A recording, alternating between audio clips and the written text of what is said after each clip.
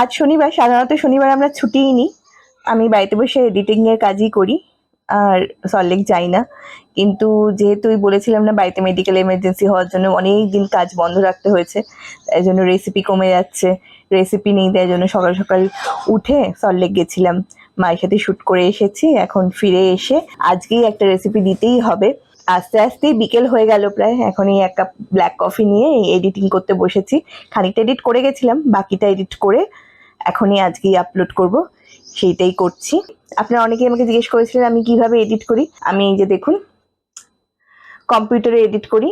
আমি কিন্তু মোবাইলে এডিট করি না, কারণ আমরা ভয়েস ওভার দিই, ব্যাকগ্রাউন্ড মিউজিক দিই, এত কিছু আর অনেক সূক্ষ্ম সূক্ষ্ম সূক্ষ্ম সূক্ষ্ম এডিটিং হয়। আমার মোবাইলে সেই অত সূক্ষ্ম এডিটিং করতে অসুবিধা হয়, তাই জন্য আমি কম্পিউটারে এডিট করি।